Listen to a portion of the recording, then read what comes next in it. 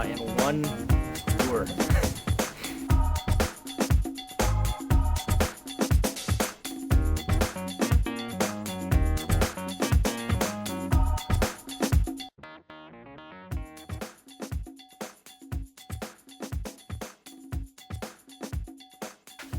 Hi, so I'm getting all my spare rods and reels spooled up for the Minnesota walleye opener in a few days. I just want to take a minute to talk about braided line. After running braid and monofilament side by side for a few years, I now use braided line exclusively for jigging, rigging, and casting for walleyes. The superior toughness and abrasion resistance allows me to run a spool of line many times longer than I would monofilament. So you really shouldn't be afraid or scared off by the higher price tag on that braided line. Also, the superior sensitivity of braid will basically turn a $100 walleye rod into a $200 walleye rod. I mean, it's that awesome. So I've got a couple of tips regarding braided line that you really should know. First, to keep the line from slipping on the smooth spool of your reel, wrap the spool a few times in electrical tape. 1 or 2 wraps will prevent your line from ever slipping on the spool. This works on spinning reels or bait casters.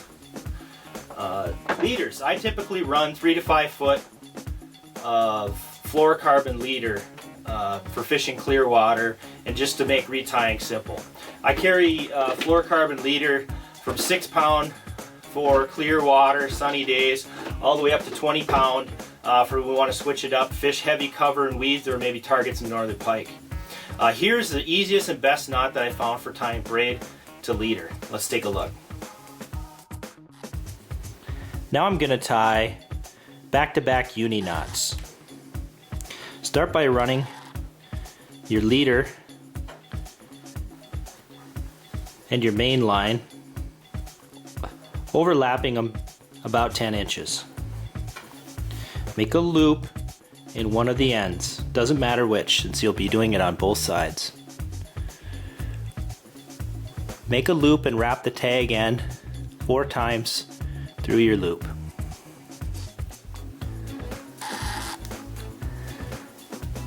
Wet it and pull it tight. Now we're half done. Since I'm right-handed, I'm going to switch the whole setup around and do the same thing with the other tag end. Looping it over, pinching it between my thumb and forefinger, and wrapping the tag end through 4 times.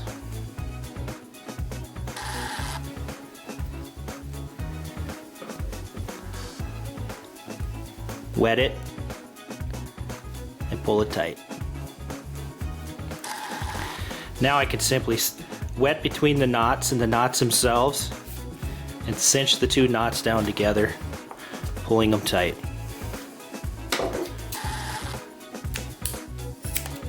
Trim the tag ends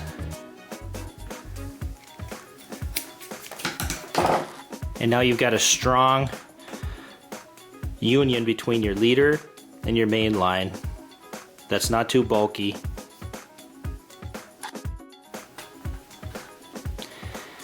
As with any knot, it should look neat and tidy, and it should look right. If your knots don't look right, they're not right, and you should retie. Okay, so finally, I typically slip bobber in less than 10 feet of water here on Leech Lake. So adding 10 to 12 feet of mono leader on the end of my braid will increase the performance of my slip bobber big time without having to have specific bobber rods on board. It's a really simple system that works great. So try some braided line this year and let me know what you think. Cheers and hook sets.